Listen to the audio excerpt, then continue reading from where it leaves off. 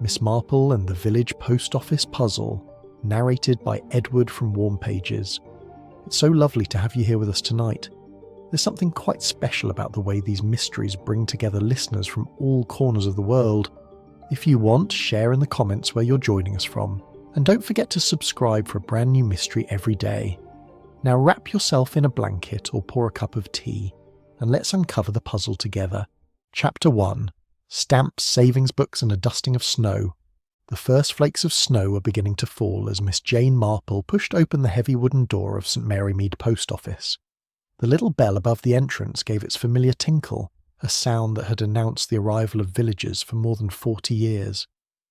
She paused for a moment on the threshold, shaking the dampness from her woolen coat and adjusting her knitted gloves with the practised efficiency of one who had weathered many an English winter. "Good morning, Mr. Stokes," she called cheerfully to the figure behind the counter. "Rather early for snow, isn't it? Though I suppose we mustn't complain. The farmers will be pleased enough if it keeps up." Harold Stokes looked up from the ledger he had been writing in, his pen hovering uncertainly over the page. Miss Marple noticed that his usually neat handwriting seemed rather shaky this morning, and there was a distinct flush to his cheeks that spoke of agitation rather than the mild warmth of the post office's interior. "Oh, Miss Marple. Yes, indeed, rather early." He set down his fountain pen with what seemed like relief and turned his attention to her. "What can I do for you today?" "I've come for those charity stamps, if you please. The ones for the Children's Hospital. Mrs. Bantry mentioned they were rather special this year." "Of course, of course." Stokes moved toward the display case where the commemorative stamps were arranged with the precision of a military parade. As he walked, Miss Marple's sharp eyes noticed that he was wiping his fingers repeatedly on a handkerchief, and that the cloth was stained with what appeared to be black ink. The post office, though small, was a hive of activity this morning. Behind the main counter, Miss Elsie Carr was sorting through a stack of registered letters with her characteristic diligence. A pleasant young woman in her late 20s, Elsie had been the counter clerk for nearly 5 years now, and her engagement to Police Constable Fred Locke was the subject of much benevolent gossip in the village. She looked up as Miss Marple approached, offering a bright smile that somehow didn't quite reach her eyes. "Good morning, Miss Marple. Isn't it exciting about the snow? Fred says it might settle properly this time." "Indeed it might, my dear." Miss Marple accepted the stamps that Mr. Stokes handed her, noting as she did so that his fingers were indeed stained with ink. "Having trouble with your pen, Mr. Stokes?" "The adding machine," he replied, rather more sharply than was his usual manner. "The ribbon keeps jamming. Most vexing, really. I've had to resort to hand-calculating several items this morning." As if to emphasize his words, the mechanical adding machine behind the counter gave a decisive click, and then fell silent. Stokes muttered something under his breath that Miss Marple, with her excellent hearing, suspected was not entirely suitable for mixed company. The door chimed again, and a man entered with the confident stride of someone accustomed to making an impression.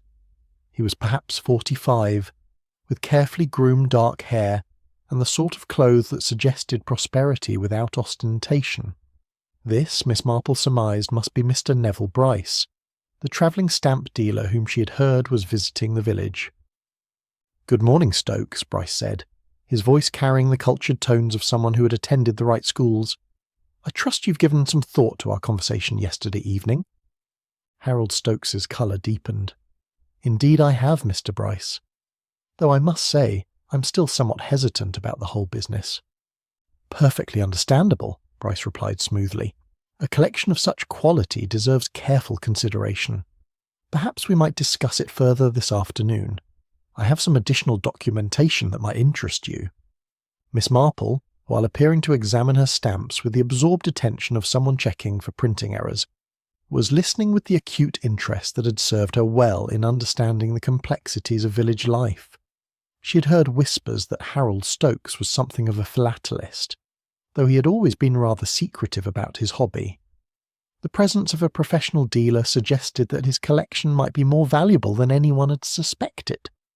The conversation was interrupted by the arrival of Mrs. Ivy Pike, the farmer's wife from Meadowbank Farm.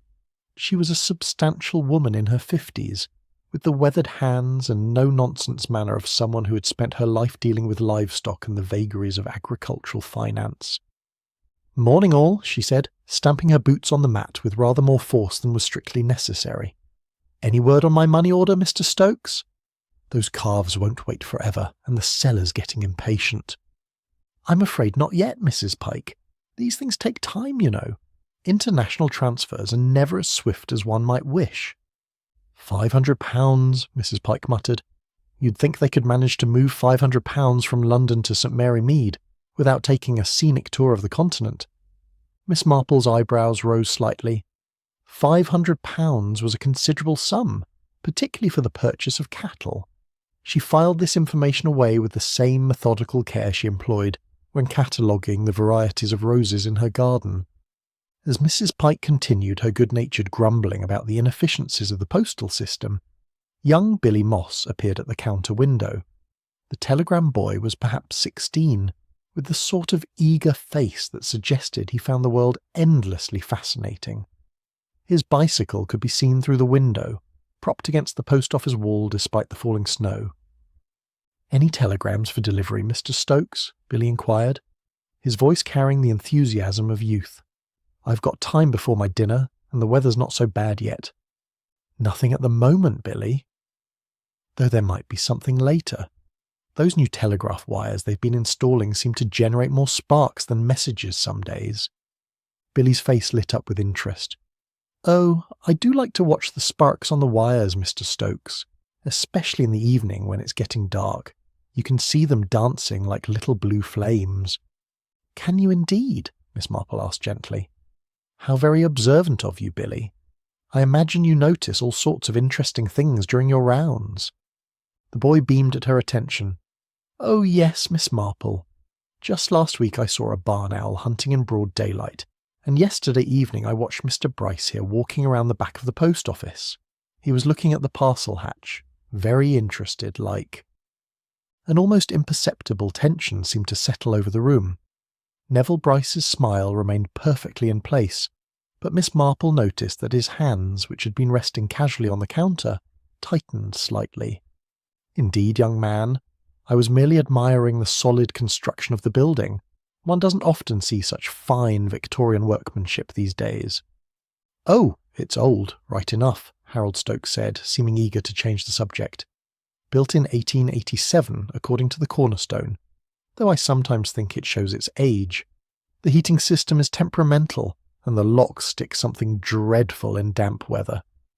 As if summoned by his words, the gas wall heater in the corner gave a gentle hiss, and the comfortable warmth of the post office increased perceptibly.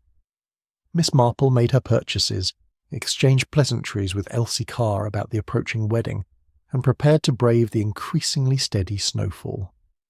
As she reached the door, she paused to adjust her gloves once more and glance back at the scene behind her. Harold Stokes was once again struggling with the adding machine, his fingers still stained with that persistent black ink. Neville Bryce was examining a display of recent stamps with the professional interest of a dealer. Elsie Carr was sorting through her registered letters with methodical precision, while Mrs. Pike continued to express her views on the postal system's shortcomings. Young Billy Moss had disappeared, presumably to continue his rounds before the snow made cycling impossible. It was, Miss Marple reflected as she stepped into the swirling snow, exactly the sort of ordinary morning that so often preceded the most extraordinary events. Something in the atmosphere of the post office had struck her as not quite right, though she couldn't have said precisely what. Perhaps it was the way Mr. Stokes had seemed so agitated, or the manner in which Mr. Bryce had deflected Billy's innocent observation about his presence behind the building. Or perhaps it was simply the way that everyone seemed to be watching everyone else, as if they were all players in some elaborate game whose rules had not yet been explained. The snow was falling more heavily now, covering the familiar paths and landmarks of St. Mary Mead with a blanket of pristine white. Miss Marple pulled her coat more tightly around her and began her careful journey home, her mind already turning over the small details and discrepancies that experience had taught her to notice. In detective stories, she had often observed the most significant clues were frequently the ones that seemed most trivial at the time. As she reached her garden gate, she paused for a moment to look back at the post office through the falling snow. The warm yellow light glowing from its windows seemed particularly welcoming against the grey winter sky. She had no way of knowing that this would be the last time she would see Harold Stokes alive, or that the events of this quiet morning would set in motion a chain of circumstances that would test all her considerable powers of observation and deduction. But even then, as she brushed the snow from her coat and stepped into the warmth of her own sitting room, Miss Jane Marple was already beginning to suspect that all was not as it seemed in the apparently peaceful routine of St. Mary Mead Post Office. Chapter 2. The sorting room door locked from within. The snow had continued to fall throughout the night, transforming St. Mary Mead into a picture-book village of pristine white cottages and frost-etched windows. Miss Jane Marple had risen early, as was her custom, and was enjoying a cup of tea by her sitting-room window when she heard the sound of the running footsteps on the snow-muffled street outside. Through the lace curtains she could see Elsie Carr hurrying toward the post office, her usually neat appearance somewhat dishevelled. The young woman's face, visible beneath her woolen hat, bore an expression of considerable distress. Miss Marple glanced at the mantelpiece clock. It was barely 8 o'clock, rather early for the post office to be opening, particularly on such a morning. Something in Elsie's manner prompted Miss Marple to set down her teacup and reach for her coat. Experience had taught her that when people ran through the snow at 8 o'clock in the morning, it was seldom for pleasant reasons. By the time she'd made her way carefully along the snow-covered paths to the post office, a small crowd had already gathered. Elsie Carr stood before the main entrance, her key trembling in her hand, while Police Constable Fred Locke attempted to peer through the frost-covered windows. "What seems to be the trouble, my dear?" Miss Marple asked gently, approaching the distressed young woman. "Oh, Miss Marple," Elsie's voice was high with anxiety. "It's Mr. Stokes. He's not answering, and the door to the sorting room is locked from the inside. I can see him through the glass panel, but he's not moving, and there's this terrible smell." Fred Locke, a sturdy young man with a sort of dependable face that inspired confidence in law-abiding citizens, was examining the building with professional thoroughness. "I've checked all the windows, love," he said to his fiancée. "All secure. The back door's locked tight as well, but that smell—" He frowned, his expression troubled. "Gas, I'd say." Miss Marple's sharp eyes took in the scene with the practised efficiency of one who had observed many such situations. The post office appeared exactly as it had the previous morning, save for the accumulation of snow on the windowsills and the obvious absence of any signs of life within. Through the glazed upper panel of the sorting room door she could indeed make out the figure of Harold Stokes, slumped forward at his desk in an attitude that spoke eloquently of catastrophe. "The gas heater," she murmured, more to herself than to the others. "I noticed yesterday that it was rather active." "We must get inside immediately," Fred Locke declared, his policeman's training taking precedence over his personal feelings. "Stand back, everyone. I'll need to force the door." It took several minutes of determined effort before the sorting room door yielded to Fred's ministrations. The lock, as Harold Stokes had mentioned, was indeed stiff with age and the damp weather. When it finally gave way, a wave of stale air rushed out, carrying with it the unmistakable smell of gas, and something else that Miss Marple couldn't quite identify. Harold Stokes was indeed slumped at his desk, his head resting on his arms as if he had simply fallen asleep over his work. The gas wall heater in the corner was hissing steadily, and the atmosphere in the small room was thick and oppressive. Fred Locke immediately moved to turn off the gas supply while calling for Dr. Haydock. "Don't touch anything else," he instructed the small group that had gathered. "This is a police matter now." Dr. Haydock arrived within minutes, his medical bag in hand and his expression grave. He was a man of middle years, with a sort of practical manner that came from dealing with the various ailments and accidents that befell the residents of St. Mary Mead. After a brief examination, he straightened up and shook his head. "Carbon monoxide poisoning," he announced. "The poor fellow wouldn't have suffered. He would have simply become drowsy and then unconscious. The gas heater must have been malfunctioning." Miss Marple, who had been observing the scene with quiet attention, noticed several details that struck her as significant. The desk, though bearing the sad burden of Harold Stokes's final moments, appeared to be in relatively good order. His fountain pen lay beside his hand, and there were several papers scattered about, but nothing suggested any sort of struggle or disturbance. However, there was one detail that caught her particular attention. In the far corner of the room, a filing cabinet stood with one drawer partially open. This was the drawer where, she had observed on previous visits, Harold Stokes kept the registered letters and other valuable postal items. "Constable Locke," she said quietly, "you might want to examine that filing cabinet. The drawer appears to be open." Fred Locke followed her gaze and nodded grimly. "Good eye, Miss Marple."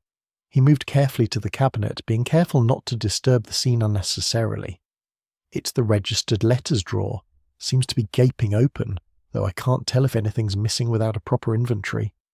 Elsie Carr, who had been standing in the doorway with tears streaming down her face, suddenly spoke up. "He was very particular about that drawer. Always kept it locked, he did. Said the registered letters were a sacred trust." Dr. Haydock was making notes in his professional manner. "I'll need to report this to the coroner, of course. Accidental death by carbon monoxide poisoning from the look of things. These old gas heaters can be treacherous, particularly in weather like this. The snow might have affected the ventilation." Miss Marple found herself studying the scene with the sort of methodical attention she usually reserved for examining her garden for signs of pest damage. Something about the arrangement of objects in the room struck her as not quite right, though she couldn't immediately identify what it was. "When did you last see Mr. Stokes?" she asked Elsie gently. "Yesterday evening, just before 6 o'clock. He was working late, as he often did when the accounts needed balancing. He said he wanted to finish up some paperwork before going home." Elsie's voice broke slightly. "He seemed rather agitated, but I thought it was just the trouble with the adding machine." "And the door was definitely locked from the inside," Miss Marple persisted. "Oh yes," Fred Locke confirmed. "The bolt was drawn tight. I had to break the lock mechanism to get in. There's no other way anyone could have entered or left the room." Miss Marple nodded thoughtfully. The locked room scenario was certainly consistent with an accidental death, but something about the entire situation continued to trouble her. Perhaps it was the open drawer, or the fact that Harold Stokes had seemed so particularly agitated the previous morning. Or perhaps it was simply the feeling that in her long experience, coincidences were often more significant than they appeared. As Dr. Hardeck and Fred Locke continued their official duties, Miss Marple found herself examining the room more closely. The gas heater, now silent, appeared to be in working order, though she noticed that the ventilation grill near the ceiling seemed somehow inadequate for the size of the room. The windows were sealed tight against the winter weather, and the door had been locked from within. "A tragic accident," Dr. Haydock was saying to Fred Locke. "These old buildings, you know. The heating systems were installed decades ago, and they don't always function as they should. Poor Stokes probably fell asleep at his desk and never knew what was happening." "I suppose we'll need to notify his next of kin," Fred replied, "though I believe he was rather a solitary man. No family to speak of." Miss Marple continued her quiet observation, noting that Harold Stokes's personal effects appeared to be undisturbed. His coat hung on its usual hook, his hat was in its accustomed place, and his personal belongings seemed to be exactly where one would expect them to be. Yet the open drawer continued to trouble her, as did the memory of his agitated state the previous morning. As the official business of recording the scene proceeded, Miss Marple found herself thinking about the various people who had been in the post office the previous day. Harold Stokes, obviously, but also Elsie Carr, Neville Bryce, Mrs. Ivy Pike, and young Billy Moss. Each of them had interacted with the deceased in some way, and each had their own concerns and interests. The snow continued to fall outside, adding to the sense of isolation and tragedy that seemed to hang over the post office like a shroud. Miss Marple pulled her coat more tightly around her, and prepared to leave the scene to the proper authorities, but she carried with her a growing conviction that this apparent accident might be rather more complicated than it appeared. After all, in her considerable experience, locked rooms and accidental deaths were often neither as secure nor as accidental as they seemed. Chapter 3, Miss Marple notices a misfiled penny black. The formalities of death, Miss Marple reflected, were remarkably similar to those of life. requiring the same careful attention to detail and proper procedure. By mid-morning, the post office had become a scene of official activity, with Dr. Haydock completing his examination and Fred Locke methodically recording the circumstances of Harold Stokes's tragic end. Miss Marple had remained at a respectful distance, occupying herself with what appeared to be idle conversation with the small group of villagers who had gathered. However, her keen eyes continued to observe every detail of the proceedings, and when Fred Locke finally declared that the immediate scene had been properly documented, she found herself naturally drawn back into the sorting room. "Such a tragedy," she murmured to Dr. Haydock, who was packing his medical bag with the brisk efficiency of long practice. "Poor Mr. Stokes. He seemed rather troubled yesterday morning when I came in for my charity stamps." "These old gas heaters," Dr. Haydock replied, shaking his head. "They're deceptively dangerous. The carbon monoxide is odourless, colourless. A man could fall asleep at his desk and never wake up. I've seen it before, I'm afraid." Miss Marple nodded sympathetically, but her attention was drawn to something that had fallen beside Harold Stokes's desk. It was a leather-bound stock book, the sort that collectors use to organise their stamps, and it lay open on the floor with several pages scattered about. The book was clearly Harold's personal property, as evidenced by his name written in careful script on the inside cover. "Oh my," she said, bending carefully to examine the book without disturbing it. Mr. Stokes was indeed a collector, wasn't he? Such a comprehensive collection. Fred Locke looked up from his notebook. "Is that relevant to the case, Miss Marple?" "Perhaps not to the tragedy itself," she replied thoughtfully, "but it does explain why Mr. Bryce was so interested in visiting him. Yesterday morning, Mr. Bryce mentioned something about documentation and the quality of Mr. Stokes's collection." As she spoke, Miss Marple's eyes were scanning the scattered pages of the stamp book with the practised attention of someone who had spent years cataloguing and organising. Most of the stamps were exactly what one would expect from a serious but amateur collector. Careful arranged specimens from various Commonwealth countries, each mounted with the precision that spoke of genuine passion for the hobby. But one particular page caught her attention. It was devoted to early British stamps, and there, in the place of honour where the most valuable specimen should have been, was a single penny black that seemed somehow out of place. Miss Marple had no particular expertise in philately, but she had learned enough from her late husband's casual interest to recognise that this particular stamp, while certainly genuine, was not in the same class as the others surrounding it. "Constable Locke," she said quietly, "you might want to examine this stamp book more carefully. There seems to be something rather odd about one of the specimens." Fred Locke approached and looked down at the page Miss Marple was indicating. "What am I looking for, Miss Marple?" "Well, I'm certainly no expert, but this penny black here seems rather different from the others. See how it's been used? The postmark's quite clear, and there's some wear to the edges, yet it's positioned where one would expect the most valuable item to be placed." Dr. Haydock, who had been preparing to leave, paused and looked over their shoulders. "I believe Harold mentioned once that he had acquired a rather special block of penny blacks. Unused specimens, he said. Quite valuable, according to him." "A block of 6, Miss Marple murmured, remembering fragments of conversation from the previous day. Mr. Bryce seemed very interested in them. At that moment, as if summoned by the mention of his name, Neville Bryce appeared in the doorway. He had clearly been waiting nearby, and his arrival seemed both timely and slightly opportunistic. His expression was appropriately grave, but Miss Marple noticed that his eyes immediately went to the stamp book on the floor. "Terrible business," he said solemnly. "Poor Harold.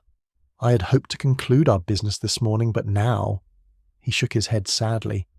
"I suppose his collection will go to probate along with the rest of his effects." "You are here to evaluate his stamps?" Fred Locke asked, his policeman's instincts engaged. "Indeed. Harold had contacted me about selling a particularly fine block of penny blacks, unused specimens, quite rare. I examined them yesterday evening, around 6 o'clock, and I can confirm they were genuine and of exceptional quality." Miss Marple looked up from the stamp book with renewed interest. "Yesterday evening? How odd. This penny black here is clearly used, and there's only one of them, Surely that's not the block you examined? Bryce moved closer, his expression showing what appeared to be genuine puzzlement. That's certainly not the block I saw. The specimens I examined were pristine, unused, and there were 6 of them arranged in their original formation. This, he indicated the stamp Miss Marple had found, is worth perhaps £5 at most. The block I examined was worth considerably more. How much more? Dr. Haydock asked with the practical interest of someone who dealt regularly with the material concerns of life and death. Several £100 at least, possibly more to the right collector. Fred Locke was making notes in his official manner. So you're saying that the valuable stamps Mr. Stokes showed you yesterday evening are not the same as what we're seeing here? Precisely. Either Harold had more than one collection of penny blacks, which seems unlikely, or... Bryce paused, his expression troubled. Or something has happened to the original block. Miss Marple had been listening to this exchange with growing interest. The substitution of a valuable item with a less valuable one was a classic element in many of the crime stories she enjoyed reading, but to encounter it in reality was both disturbing and intriguing. "Mr. Bryce," she said carefully, "you mentioned that you examined the stamps at 6 o'clock yesterday evening. Did you handle them personally?" "Oh yes, certainly. One cannot properly evaluate stamps without close examination. I used my magnifying glass, checked the perforations, examined the gum on the back. They were unquestionably genuine and in remarkable condition." "And you left them with Mr. Stokes?" "Naturally. They were his property. I was merely providing a professional appraisal with a view to possible purchase." Miss Marple looked again at the stamp book, her mind working through the implications of what they had discovered. If valuable stamps had been substituted with less valuable ones, it suggested that Harold Stokes's death might not have been the simple accident it appeared to be. "Constable Locke," she said quietly, "I think you should examine the rest of the post office rather more carefully. If someone has taken the trouble to substitute these stamps, they might have been interested in other valuable items as well." Fred Locke nodded grimly. "The opened drawer with the registered letters. I was going to check that anyway, but now it seems even more important." As the investigation took on a more serious tone, Miss Marple found herself studying Neville Bryce more carefully. His surprise at the substitution seemed genuine, but she had learned through experience that appearances could be deceiving. The timing of his arrival, just as they were discussing the stamps, could be mere coincidence, but it could also be something more calculated. "Mr. Bryce," she said pleasantly, "I hope you don't mind my asking, but where did you spend the evening after you left Mr. Stokes?" "Just for the record, you understand." Bryce's smile was perfectly composed. "Not at all, Miss Marple. I had dinner at the Lamb and Flag, then returned to my room at Mrs. Whitlock's boarding house. I retired early, as I had planned to conclude my business with Harold this morning." "And you saw or heard nothing unusual during the night?" "Nothing at all, though I must say the snow made everything remarkably quiet. I slept very soundly." Miss Marple nodded thoughtfully. The pieces of the puzzle were beginning to arrange themselves in her mind, but she was far from seeing the complete picture.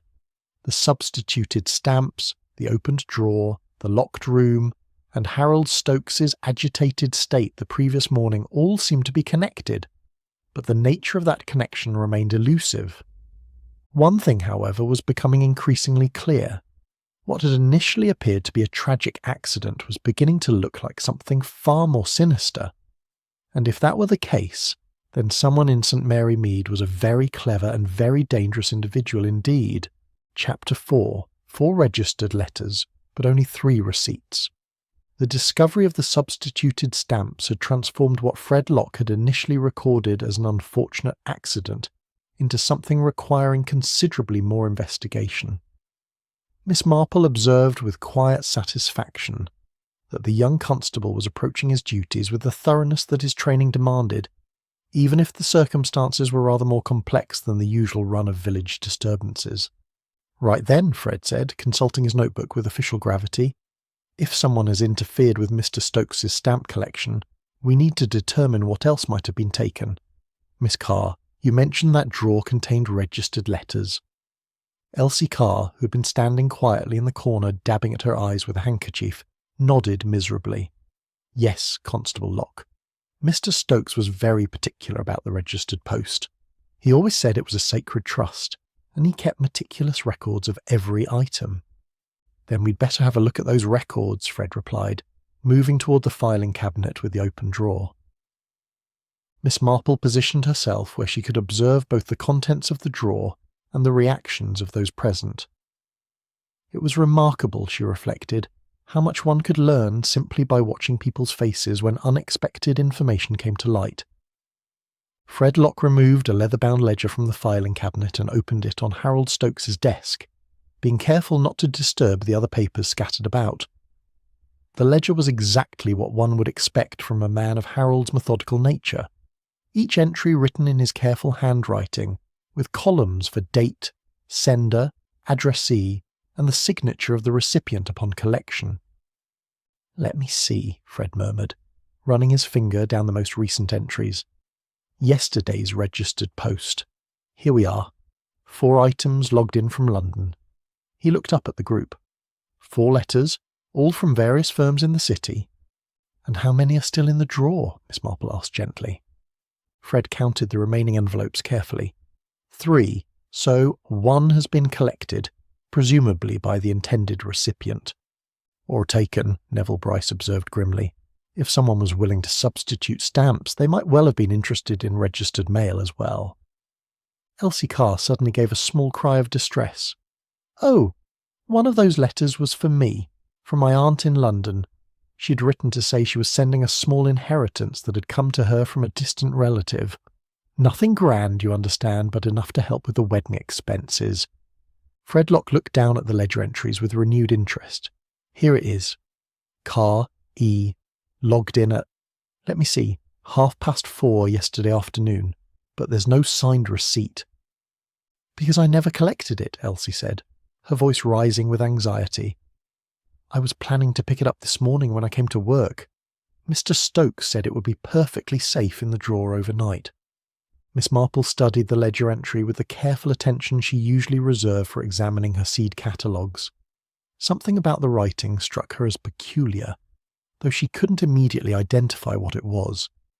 "Mr. Locke," she said thoughtfully, "might I have a closer look at that entry? There's something about it that seems rather odd." Fred handed her the ledger, and Miss Marple examined it closely, holding it at different angles to catch the light from the window. After a moment she looked up with an expression of quiet triumph. "How very interesting. This entry for Miss Carr's letter appears to have been made with a typewriter, while all the others are written in fountain pen." The group gathered around to examine the ledger more closely. Indeed, the entry reading Carr E.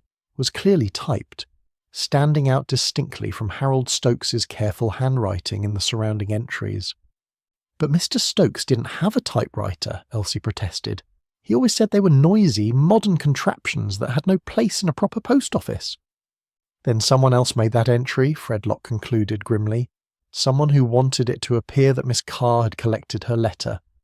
Neville Bryce cleared his throat delicately. "I hate to mention this under such tragic circumstances, but I do travel with a portable typewriter. Essential for my business correspondence, you understand. I used it last evening to prepare some documentation for Harold." Miss Marple turned her keen gaze on the stamp dealer. "How very providential that you should mention it, Mr. Bryce. Might I ask where you did this typing? At Mrs. Whitlock's boarding house?" "Actually, no. Harold invited me to use his office here after we completed our business. He said the light was better, and he was planning to work late anyway. I typed several letters while he balanced his accounts. And during this time, did you notice him handling any registered letters?" Bryce paused, apparently searching his memory. "Now that you mention it, yes. He did sort through some correspondence, including what appeared to be registered items. He seemed rather methodical about it all." Miss Marple exchanged a meaningful glance with Fred Locke. The young constable was proving admirably quick to grasp the implications of what they were discovering.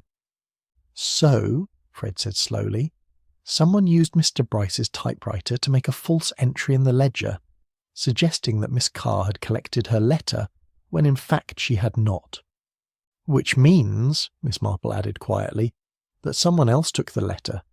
Someone who knew it contained money and wanted to make it appear that Miss Carr herself had collected it. Elsie Carr had grown very pale during this exchange. But who would do such a thing? And why? Miss Marple looked at the distressed young woman with sympathy. In her experience, when money went missing, the motives were usually quite straightforward, even if the methods were elaborate. "My dear," she said gently, "might I ask how much money your aunt was sending?" She wasn't specific in her letter, but she mentioned it would be enough for a modest wedding. Perhaps £50, or possibly a bit more. Fred Locke was making careful notes. So we have someone who knew about the inheritance, had access to the post office after hours, could use a typewriter, and was familiar enough with the filing system to make the false entry convincingly. It also suggests, Miss Marple observed, that this person may have been present when the registered letters were being sorted yesterday. Otherwise, how would they have known that Miss Carr's letter contained money? The implications of this observation settled over the group like a chill. Someone among those who had been in the post office yesterday was not only a thief, but potentially something much worse. "The question now," Fred Locke said grimly, "is whether the theft of the letter and the substitution of the stamps are connected to Mr. Stokes's death, or whether we're dealing with an opportunistic thief who took advantage of a tragic accident." Miss Marple gazed out the window at the snow-covered village, her mind working through the various possibilities. In her experience, coincidences were rarely as innocent as they appeared, and the combination of theft and suspicious death in such a small community was almost certainly more than mere chance. "I think," she said quietly, "that we need to examine everything very carefully indeed. Someone has gone to considerable trouble to make these thefts appear legitimate, and I suspect that Mr. Stokes's death may have been considerably more convenient for them than it first appeared." The sorting room, which had seemed merely tragic an hour earlier, now felt distinctly sinister. Someone had been very clever, very careful, and very ruthless.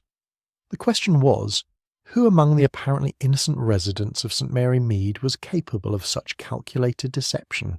Chapter 5. Footprints that stop at the parcel hatch. The investigation had reached that peculiar stage where the accumulation of suspicious circumstances begins to suggest a pattern, though the complete picture remains frustratingly elusive. Miss Marple, observing the increasingly grave expressions of Fred Locke and Dr. Haydock, reflected that this was precisely the moment when careful attention to physical evidence became most crucial. "Constable Locke," she said thoughtfully, "I believe it might be wise to examine the exterior of the building. If someone has indeed been interfering with Mr. Stokes's affairs, they may have left traces of their presence." Fred nodded with the eager efficiency of a young officer keen to demonstrate his thoroughness. "Quite right, Miss Marple. The snow will have preserved any recent tracks perfectly." The small group made their way outside, where the morning sun had begun to create a dazzling display on the pristine white landscape. The snow had stopped falling, leaving St. Mary Mead transformed into something resembling an illustration from a Christmas card. However, Miss Marple's attention was focused not on the picturesque scene, but on the various marks and impressions that disturbed the smooth surface around the post office. "The front entrance shows the expected traffic," Fred observed, pointing to the multiple sets of footprints leading to and from the main door. Elsie's prints from this morning, and various others from yesterday before the snow became heavy. They walked carefully around the building, Fred Locke taking notes and Miss Marple observing with the methodical attention she usually reserved for cataloguing the activities of birds in her garden. The side of the building showed no unusual marks, but when they reached the rear they discovered something far more interesting. "Well, well," Miss Marple murmured, stopping at the corner of the building. "How very peculiar." Clearly visible in the snow were the tracks of a man's boots, leading from the lane behind the post office directly toward the rear entrance. The prints were well defined, showing a distinctive pattern of wear on the heel and a small nick in the sole that would make identification possible. "Size 10 or 11, Fred estimated, crouching beside the tracks. A good quality boot by the look of the impression. Not a labourer's boot, but not dress shoes either." Miss Marple followed the line of prints with her eyes, noting their direction and depth. The tracks led straight to the rear door of the post office, but then something quite extraordinary occurred. The prints simply stopped, approximately 3 feet from the door, as if their maker had suddenly taken flight. "How very odd," she said aloud. "Unless the gentleman in question was considerably more athletic than most, I fail to see how he could have proceeded without leaving further tracks." Neville Bryce, who had accompanied them on their circuit of the building, examined the scene with professional interest. Perhaps he turned back, realised the door was locked and returned the way he came. "But there are no returning tracks," Fred pointed out. "The prints lead here and then simply end." Dr. Haydock, who had been examining the rear door itself, called their attention to another detail. "The door is certainly locked, and there's no sign of forced entry. The lock appears to be original, and it's quite substantial." Miss Marple had been studying the area around where the footprints ended, and now she moved closer to the wall of the building. Set into the stone at about waist height was the parcel hatch that Billy Moss had mentioned the previous day, when he noted Mr. Bryce's interest in the building's construction. "Mr. Bryce," she said conversationally, "yesterday young Billy mentioned seeing you examining this area. Might I ask what particularly interested you about the parcel hatch?" Bryce's smile remained perfectly composed, but Miss Marple noticed a slight tightening around his eyes. "As I mentioned to the boy, I was simply admiring the Victorian workmanship. These old buildings have such solid construction." Miss Marple approached the hatch more closely, noting that it was designed to allow packages to be inserted from outside without requiring access to the main building. The exterior flap was held closed by a simple latch, while the interior would have a corresponding opening that could be secured from within. "Fred," she said quietly, "you might want to examine this hatch rather carefully." Fredlock lifted the exterior flap and peered inside. "It's large enough for a man to crawl through, certainly. The opening is about 2 feet square. And the interior mechanism? There's a latch on the inside as well, but it appears to be open at the moment." Miss Marple knelt carefully in the snow beside the hatch, her keen eyes scanning the ground for any additional clues. After a moment she made a small sound of satisfaction. "How very interesting. Fred, do you see this mark here in the snow? It appears to be the impression of a knee." Indeed, clearly visible in the undisturbed snow beneath the hatch was the distinct impression of someone kneeling. The mark was fresh, obviously made after the snow had stopped falling, but before the morning sun had begun to cause any melting. "Someone crawled through this hatch," Fred concluded grimly, "either going in or coming out of the building." "But that still doesn't explain how they managed to leave no tracks leading away from this spot," Dr. Haydock observed. Miss Marple had been examining the area around the mysterious endpoint of the footprints, and now she noticed something that had initially escaped their attention. Near the base of the building, several laurel branches lay scattered in the snow, clearly broken from the shrub that grew beside the rear door. "I believe I may have the answer to that puzzle," she said, indicating the broken branches. "Someone has been quite clever indeed. After crawling out through the hatch, they used these branches to brush away their departing footprints." Fredlock examined the branches with growing understanding. "So the tracks we can see lead to the building, but the tracks leading away have been deliberately obscured." "Precisely. And notice that the brushing extends in this direction." Miss Marple pointed toward a path that led through the churchyard and eventually to the main road. "Someone took considerable care to conceal their route of departure." The implications of their discovery were becoming increasingly clear. Someone had indeed entered the post office through the parcel hatch, presumably during the night when Harold Stokes was alone in the building. The question of how they had managed to exit while leaving the sorting room locked from within remained to be answered, but the evidence of their presence was now undeniable.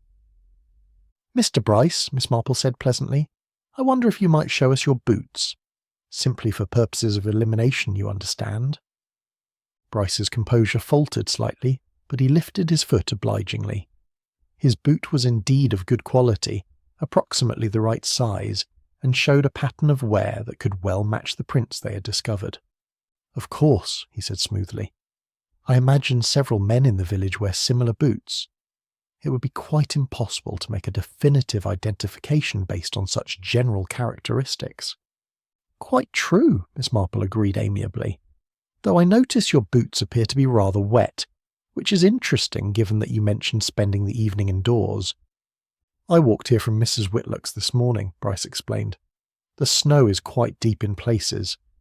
Miss Marple nodded thoughtfully, but she made a mental note that the path from Mrs. Whitlock's boarding house to the post office would not have required walking through snow deep enough to wet one's boots to that degree. The evidence was accumulating steadily, though she suspected that considerably more investigation would be required before the complete picture became clear. The discovery of the footprints and the evidence of entry through the parcel hatch had transformed their understanding of Harold Stokes's death. What had appeared to be a tragic accident was now revealed as something far more sinister, and someone in their small group possessed both the knowledge and the ruthlessness to commit murder while making it appear accidental. The question now was not whether Harold Stokes had been murdered, but how the killer had managed their seemingly impossible crime. Chapter 6. An adding machine ribbon that should be new. The discovery of the footprints and the evidence of unauthorized entry had cast a decidedly sinister light over Harold Stokes's death. But Miss Marple knew from long experience that the most significant clues were often those that seemed most trivial at first glance. As the group returned to the interior of the post office, her mind was already turning to the various small details she had observed during her previous visits. "Elsie, my dear," she said gently to the distressed young woman, "yesterday morning Mr. Stokes mentioned having trouble with the adding machine. You said something about changing the ribbon recently." Elsie Carr looked up from her handkerchief with red-rimmed eyes. "Oh yes, Miss Marple. Just yesterday morning, in fact. The old one had run out completely, and Mr. Stokes was quite particular about keeping accurate calculations. I put in a fresh ribbon first thing when I arrived for work." Miss Marple approached the adding machine, which sat silent on its corner of the counter, like a small mechanical monument to modern efficiency. It was one of the newer models, with a cloth ribbon that transferred ink to paper when the keys were pressed, leaving a permanent record of calculations. "How very odd," she murmured, examining the machine more closely. "If you installed a fresh ribbon yesterday morning, it should hardly show any wear at all. Yet this one appears to be quite extensively used." Fredlock joined her examination, his police training having taught him to pay attention when Miss Marple found something interesting. "What exactly are you looking for, Miss Marple?" "Well, you see, the ribbon in this machine has clearly been used for some time. Notice how the ink is uneven, and there are places where it appears quite faded. If Miss Carr installed a new ribbon yesterday morning and the machine was giving trouble throughout the day, this level of wear seems rather excessive." She carefully opened the mechanism that held the ribbon spool, revealing the cloth strip that carried the ink. What she saw there made her pause with interest. "How very curious indeed. Fred, would you mind examining this ribbon more closely? I believe you'll find it rather interesting." Fredlock leaned in to study the ribbon, and after a moment his expression grew grave. "This ribbon appears to be two different types joined together. The first half looks normal enough, but the second half seems different somehow. The texture is wrong, and the ink smells rather strange." Miss Marple nodded with satisfaction. "Precisely what I observed. Elsie, when you installed the new ribbon, did you notice anything unusual about it?" "No, Miss Marple. It seemed perfectly ordinary. I took it from our supply cupboard where Mr. Stokes kept all the office materials." "And where did these supplies come from?" "Mr. Stokes ordered them from a supplier in London. He was very particular about quality, though he did sometimes accept samples or trial products if they offered good value." Miss Marple carefully examined the suspicious portion of the ribbon, holding it close to her nose. The smell that emanated from it was distinctive and somewhat unpleasant, with an underlying chemical odour that seemed familiar though she couldn't immediately place it. "Dr. Haydock," she said thoughtfully, "you have considerably more experience with chemical odours than I do. Would you mind examining this ribbon? The smell is quite distinctive." Dr. Haydock approached and took a careful sniff of the ribbon. His expression immediately became more serious. "That's a very particular odour, Miss Marple, somewhat medicinal, with a bitter edge. It reminds me of—" He paused, his face growing pale. "Good heavens, that smells remarkably like bitter almonds." Bitter almonds? Fredlock asked. Is that significant? Indeed it is, Dr. Haydock replied grimly. Bitter almonds contain compounds that release hydrogen cyanide. It's a distinctive smell that anyone with medical training learns to recognize. Miss Marple felt a small thrill of recognition. Of course! I knew I had encountered that odour before, in my gardening shed, when I used cyanide solution to eliminate wasp nests.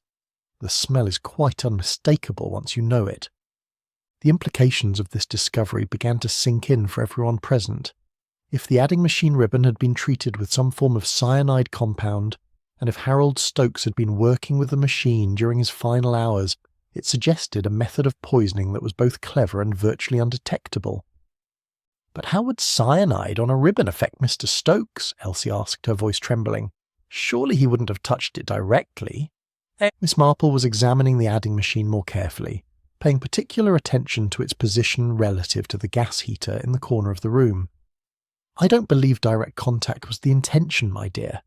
Notice how the machine is positioned quite close to the gas heater. She moved to the heater, which had been turned off since Dr. Haydock's discovery of Harold's body, and examined the pilot light mechanism. If this ribbon had been deliberately treated with a chemical that would release poisonous gas when heated, and if it had somehow been fed near the pilot light.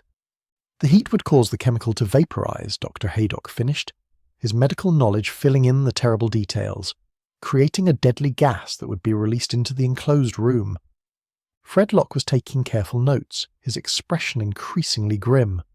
So someone replaced part of the normal ribbon with one treated with cyanide compounds, knowing that Mr. Stokes would be working late and that the heated ribbon would release poisonous gas.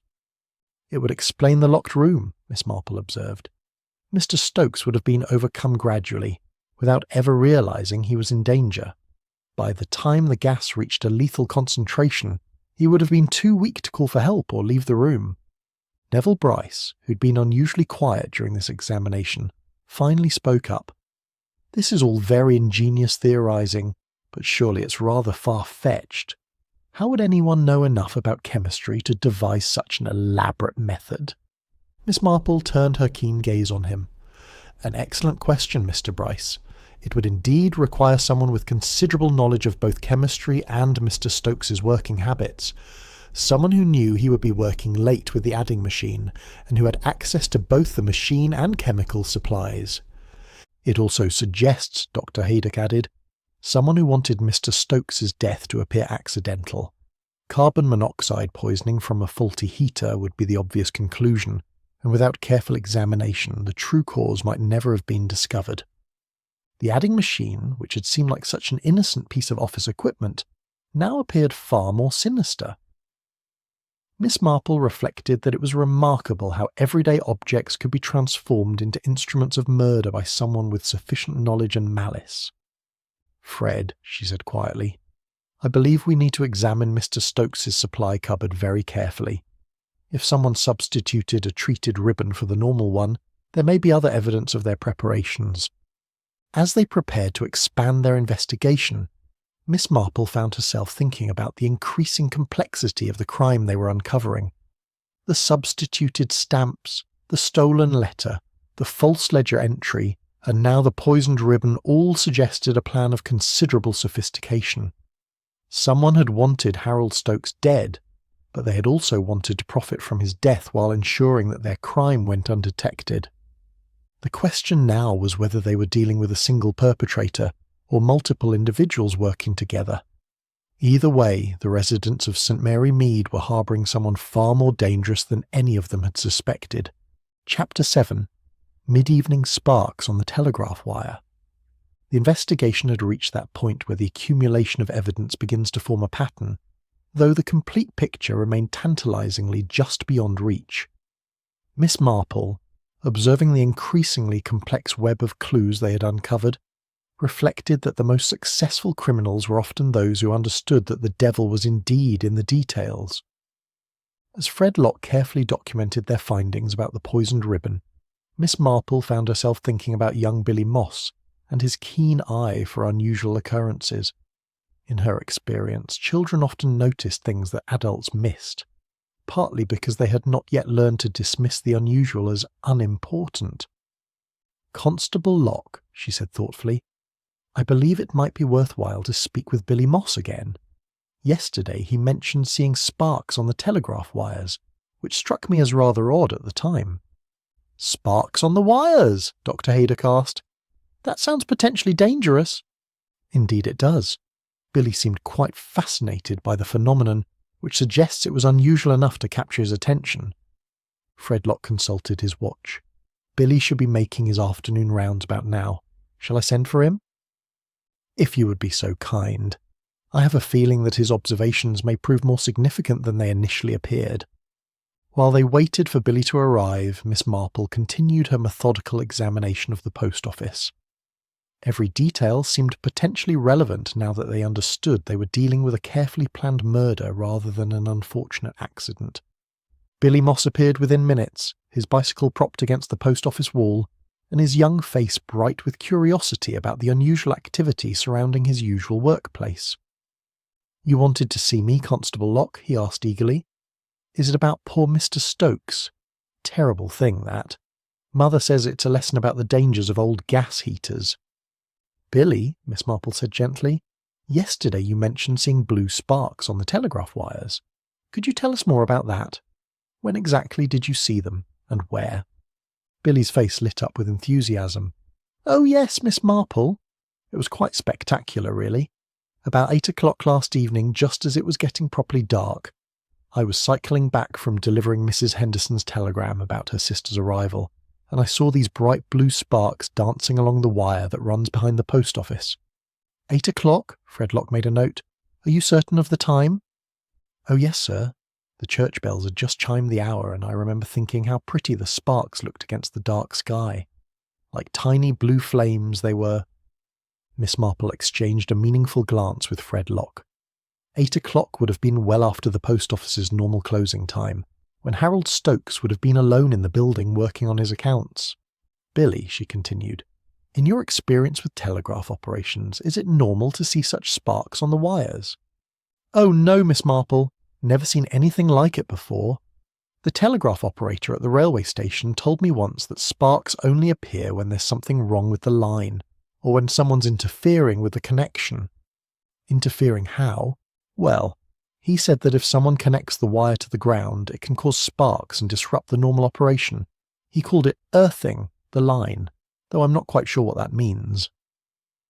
Dr. Haydock looked puzzled. Why would anyone want to earth a telegraph line? Miss Marple was beginning to see a possible explanation. Billy, does the post office have any sort of alarm system connected to the telegraph wires? Yes, Miss Marple. Mr. Stokes was quite proud of it. There's a special connection that alerts the police station if anyone tries to break into the building after hours. He said it was the latest in modern security. The pieces of the puzzle were beginning to fall into place in Miss Marple's mind. If someone had wanted to enter the post office without triggering the alarm, they would need to disable the telegraph connection first. Billy, she said carefully, after you saw the sparks, did you notice anything else unusual? Any other activity around the post office? Well, now that you mention it, I did encounter Mr. Bryce shortly after. He flagged me down and asked if I could deliver a parcel to the vicarage for him. Said it was quite urgent and strictly confidential.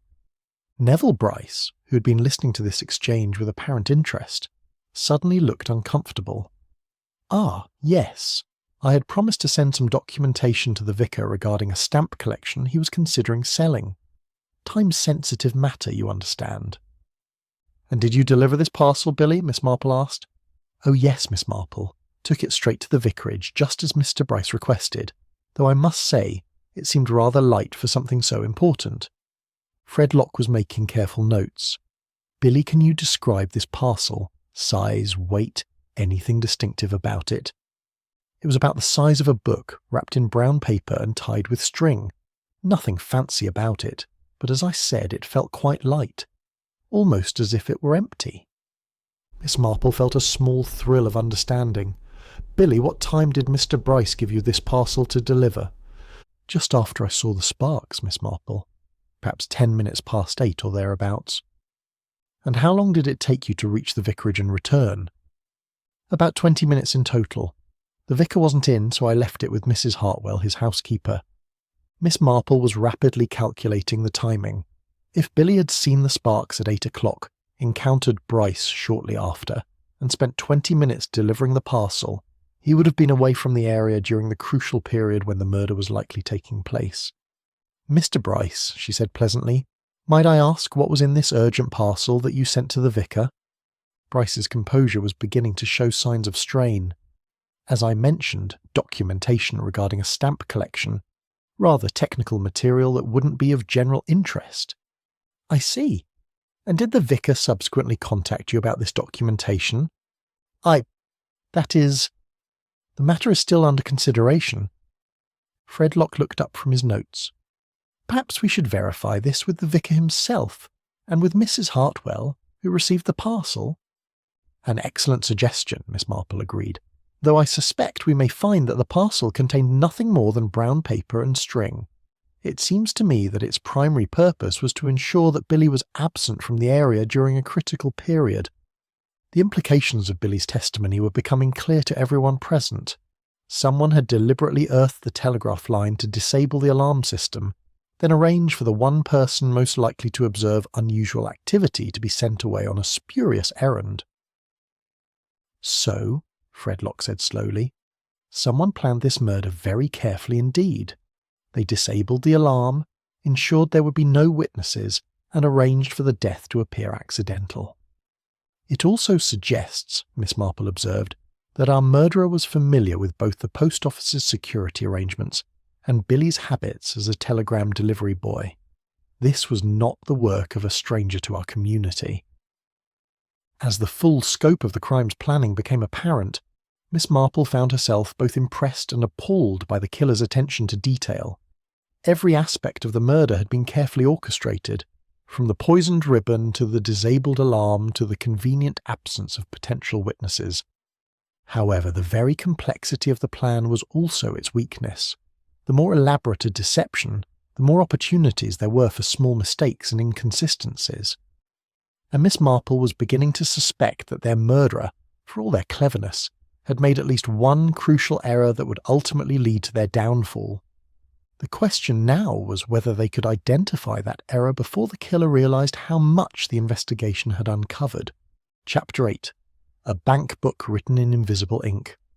The revelation about the telegraph sparks and Billy's convenient errand had provided Miss Marple with a clearer picture of the murderer's methods, but she sensed that there were still crucial pieces of the puzzle missing.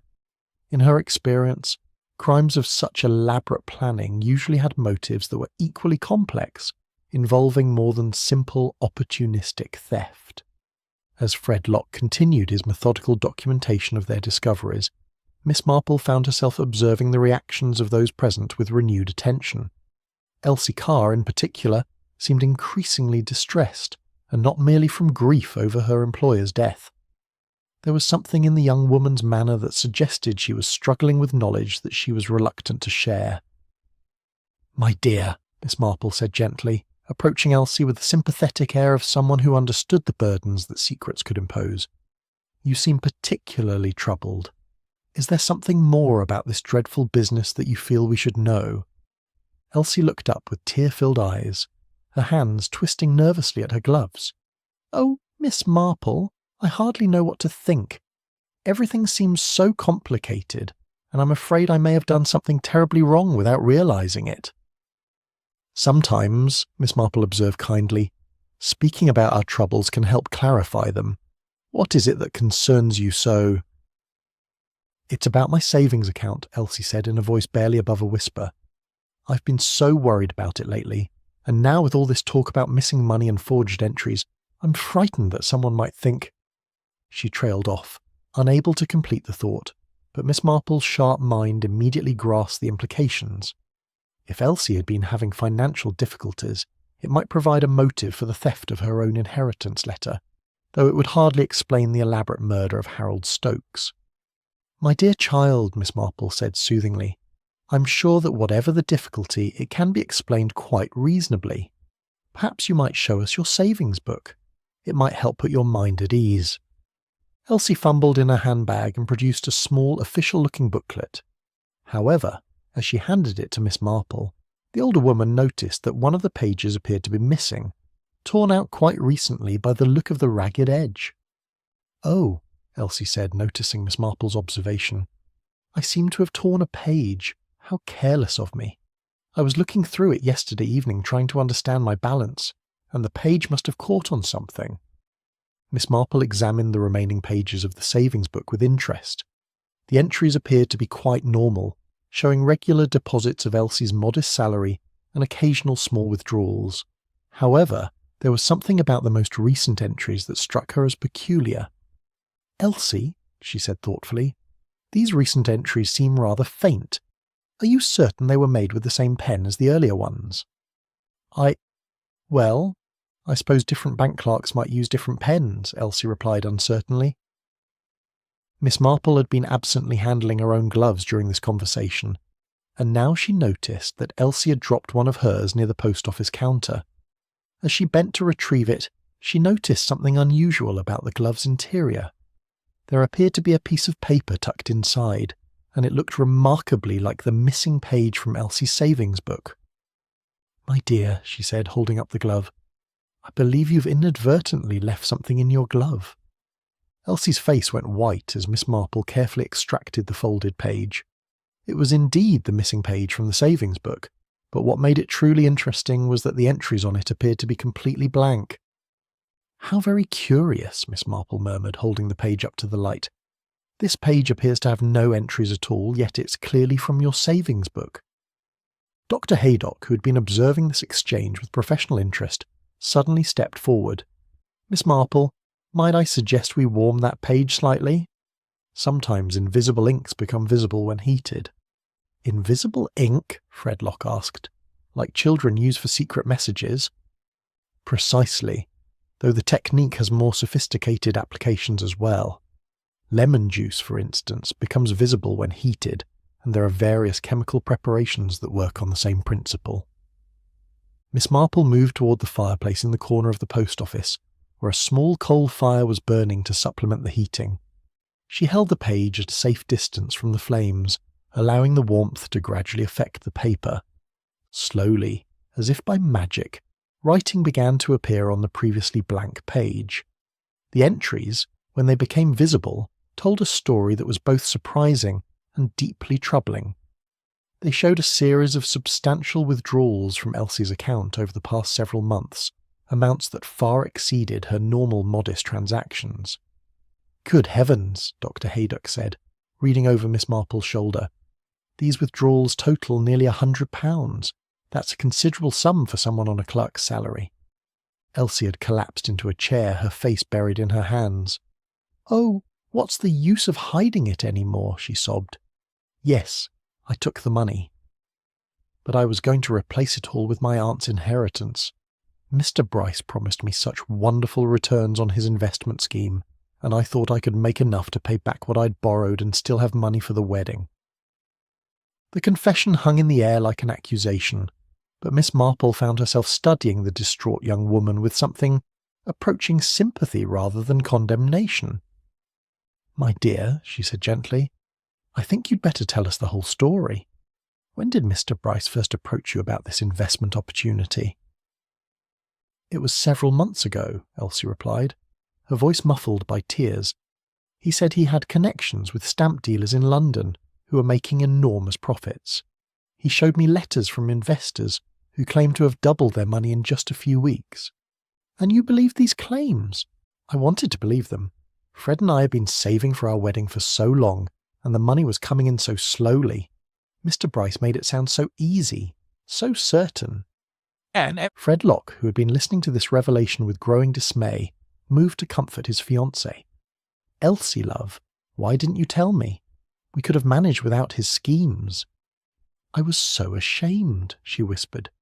"And then when the investments didn't perform as promised, Mr. Bryce said I needed to put in more money to protect what I'd already invested. He said it was just a temporary setback." Miss Marple was beginning to see the complete picture of Neville Bryce's activities in St. Mary Mead.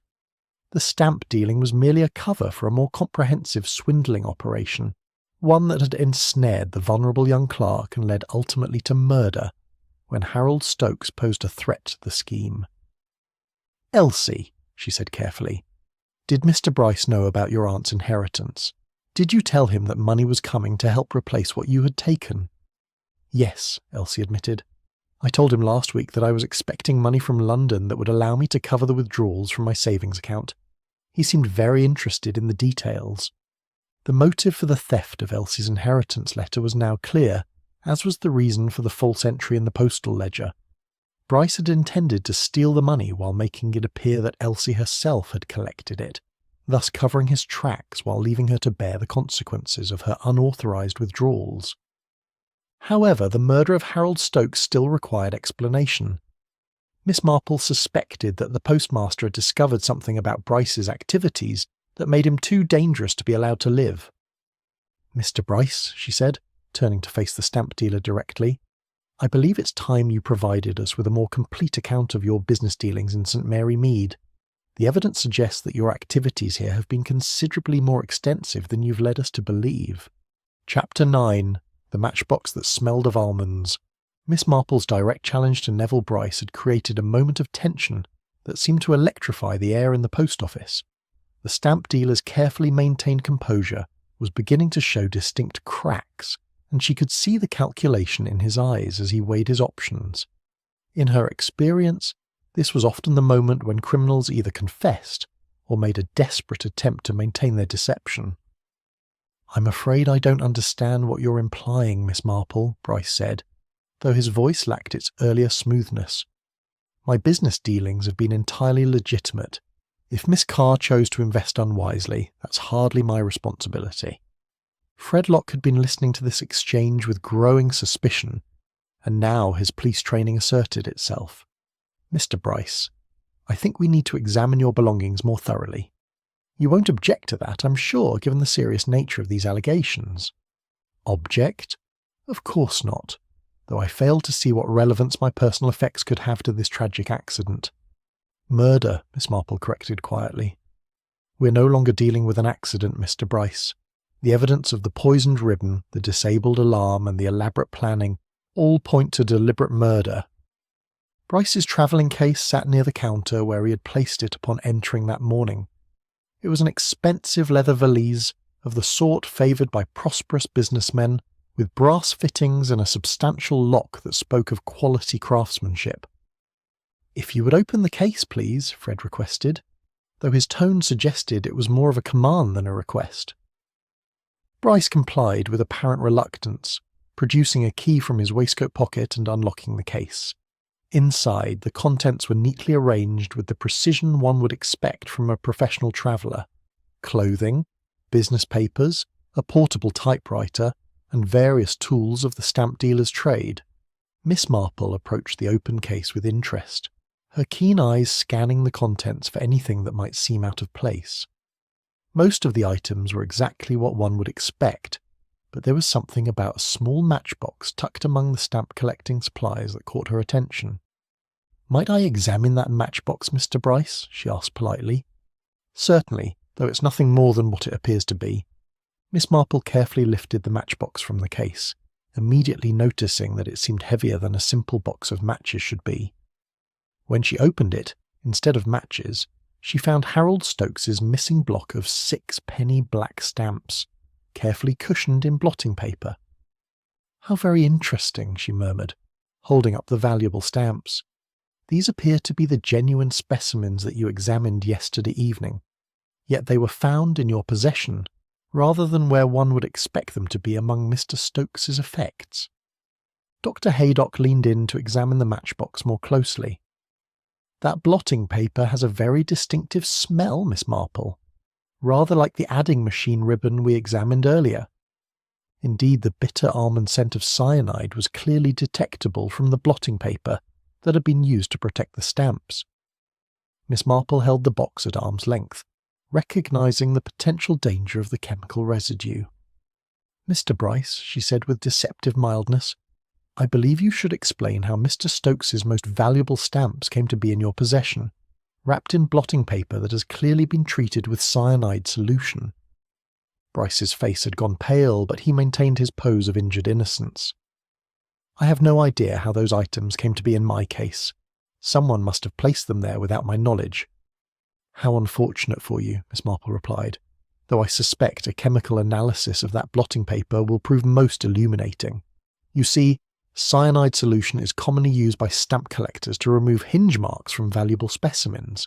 It's quite effective for that purpose, though rather dangerous in inexperienced hands."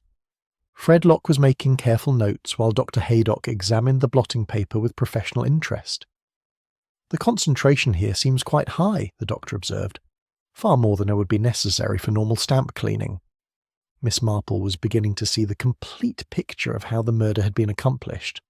"I believe, Mr. Bryce, that you used your knowledge of stamp preservation techniques to create a particularly clever murder weapon. The cyanide-soaked blotting paper could be cut into strips and woven into the adding machine ribbon, where it would remain relatively harmless until heated." "That's pure speculation," Bryce protested, but his voice carried less conviction than before. "Is it? Let me reconstruct what I believe happened yesterday evening. You disabled the alarm system by earthing the telegraph line, then entered through the parcel hatch. Mr. Stokes was working late, as you knew he would be, using the adding machine to balance his accounts. You had already prepared the poisoned ribbon and substituted it for the normal one." Miss Marple paused, organising her thoughts as the pieces of the puzzle fell into place. The heat from the gas pilot light would gradually warm the ribbon as Mr. Stokes worked, causing the cyanide to vaporize and fill the sealed room with poisonous gas. Meanwhile, you removed his valuable stamps and replaced them with less valuable specimens, and stole Miss Carr's inheritance letter, making a false entry in the ledger to cover your theft. "The beauty of your plan," she continued, "was that Mr. Stokes's death would appear to be accidental carbon monoxide poisoning from the faulty heater. The thefts might never have been discovered, and even if they were, the suspicion would fall on others who had legitimate access to the post office." Dr. Haydock was nodding with professional appreciation for the method's cleverness. The symptoms of cyanide poisoning can be quite similar to carbon monoxide poisoning, particularly if the victim is found some time after death. Without careful examination, the true cause might never be determined. "But you made one crucial error," Miss Marple said, fixing Bryce with her steady gaze. "You kept the evidence. The matchbox with the genuine stamps and the cyanide-soaked blotting paper should have been disposed of immediately. Instead, you retained them, perhaps thinking to profit from the stamps later, or possibly as insurance against discovery." Fredlock had heard enough. "Neville Bryce, I'm arresting you on suspicion of the murder of Harold Stokes and the theft of postal property. You have the right to remain silent, though anything you say may be used in evidence against you." Bryce's carefully constructed facade finally crumbled completely. "You can't prove any of this," he said desperately. "It's all circumstantial evidence and wild theories." "Perhaps," Miss Marple agreed calmly, "though I suspect that chemical analysis of the blotting paper, comparison of the typewriter with the false ledger entry, and examination of your boots against the footprints we found will provide quite sufficient proof for any jury." As Fredlock prepared to escort his prisoner to the police station, Miss Marple reflected on the complexity of the crime they had unravelled. It had been a plan of considerable sophistication, requiring detailed knowledge of both chemistry and the victim's habits.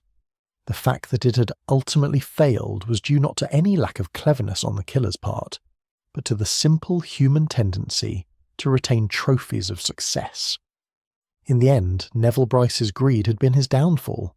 Not content with merely murdering Harold Stokes, he had been unable to resist taking the valuable stamps as well, and that extra crime had provided the evidence needed to expose his guilt. The case was closed, but Miss Marple knew that the effects of Bryce's crimes would linger in St. Mary Mead for some time to come. Trust, once broken, was not easily repaired, and the village would need time to heal from the revelation that they had harboured such a dangerous individual in their midst. Chapter 10. Truth franked with the Dawn postmark. The arrest of Neville Bryce had brought the immediate crisis to a close, but Miss Marple understood that the resolution of a case required more than simply identifying the perpetrator. There were loose ends to be tied, explanations to be given, and most importantly, the restoration of peace to a community that had been shaken by the revelation of evil in its midst. As Fred Locke led his prisoner away through the snow-covered streets of St Mary Mead, Miss Marple found herself alone in the post office with Dr Haydock and the tearful Elsie Carr. The young woman's distress was entirely understandable, given that she'd been both victim and unwitting accomplice in Bryce's elaborate scheme. "My dear," Miss Marple said gently, settling herself in a chair beside the distraught clerk, "you must not blame yourself too severely for what has happened. Mr Bryce was a practised deceiver who exploited your natural desire to better your circumstances." "But I stole money from my own savings account," Elsie sobbed. "I falsified the records to cover my withdrawals. How can I ever face the bank manager or Fred's family or anyone in the village?" Dr Haydock, who had been quietly organising the evidence they had collected, looked up with the practical sympathy of someone accustomed to dealing with human frailty. "Miss Carr, from what I observed, your aunt's inheritance should more than cover what you withdrew. The bank need never know about the temporary irregularities." "That's all very well," Elsie replied, "but I'll know, and the guilt of it will always be with me." Miss Marple studied the young woman with the understanding that came from many years of observing human nature in all its complexity. "Elsie, guilt can be a teacher as well as a burden. The question is not whether you made mistakes, but what you choose to learn from them." As they spoke, the post office door opened to admit Mrs Ivy Pike, her sturdy frame wrapped in a heavy coat, and her expression bearing the determined air of someone who had walked through considerable snow to reach her destination. "Beg pardon," she said, stamping her boots on the mat, "but I heard there's been some sort of trouble here. Something about poor Mr Stokes and missing money orders." Miss Marple rose to greet the farmer's wife, recognising an opportunity to begin restoring normal operations to the post office. "Mrs Pike, I'm afraid there has indeed been trouble, though I believe your money order is quite safe. The difficulties were of a rather different nature." Dr Haydock consulted his watch and then addressed Elsie with professional authority. "Miss Carr, I believe the morning post delivery should be arriving shortly. Perhaps it would be therapeutic for you to resume your normal duties, at least temporarily, until the postal authorities can make proper arrangements." Indeed, even as he spoke, the familiar sound of the mail van could be heard approaching through the snow.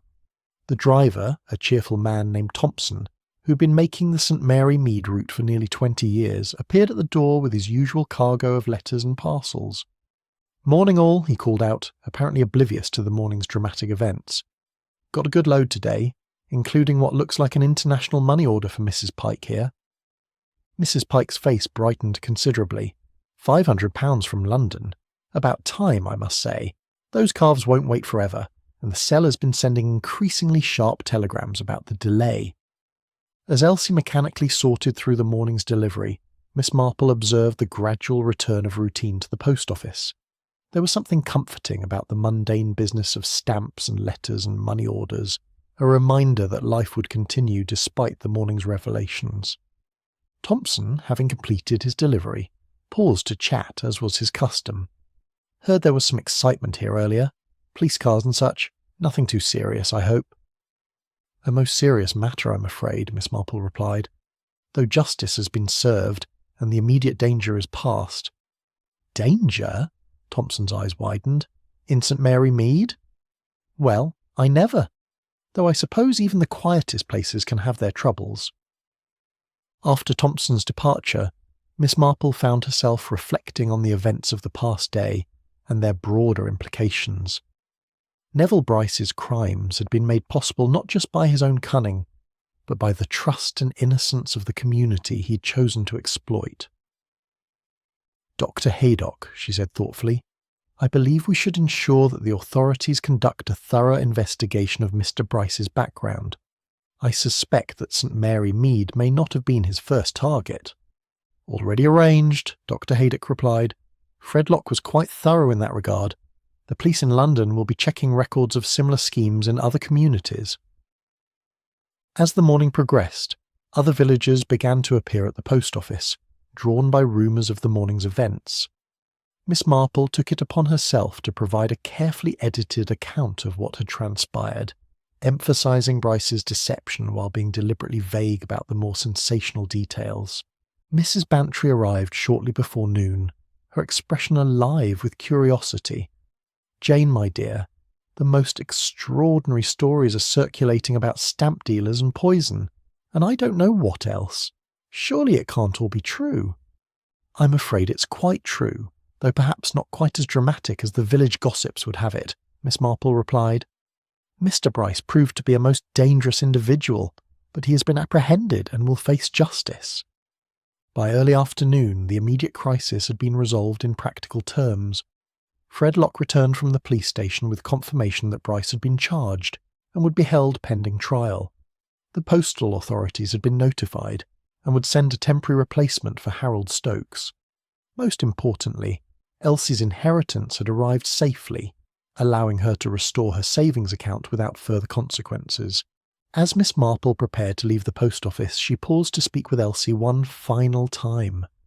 The young woman had regained much of her composure, though the events of the day had clearly left their mark. "My dear," Miss Marple said gently, "I hope you will remember that good judgment often comes from experience, and experience often comes from poor judgment. You have learned valuable lessons about trust and caution that will serve you well in future." "Thank you, Miss Marple," Elsie replied. "I don't know how we would have discovered the truth without your help." "Truth has a way of emerging eventually," Miss Marple observed, "though I must admit that in this case it required some assistance." As she walked home through the snow-covered village, Miss Marple reflected on the nature of evil and its detection. Neville Bryce had been clever, ruthless, and thoroughly prepared, yet he had been undone by his own greed and the accumulated weight of small inconsistencies. That evening, as she sat by her fire with a cup of tea, Miss Marple received a visit from her old friend Dolly Bantry, who was eager to hear the complete story of the day's events. "It's quite remarkable, Jane," Dolly said after hearing the full account, "to think that such an elaborate crime could be planned and nearly carried out right here in St. Mary Mead." "Indeed," Miss Marple replied thoughtfully, "though I've often observed that the most dangerous criminals are those who appear most respectable. Mr. Bryce's credentials and manner gave him access to people's trust, which he then exploited without scruple." "But how did you know to suspect him particularly?" Miss Marple smiled gently. "Experience, my dear Dolly. In my observation, when someone appears at the scene of a crime with too many explanations and too much helpful information, it's worth examining their motives rather carefully." As the snow continued to fall outside her window, Miss Marple reflected on the day's events with the satisfaction of someone who had seen justice properly served. Even the swiftest post, she mused, cannot outrun conscience, and each misdirected deed is eventually returned to its sender, marked clearly as undeliverable.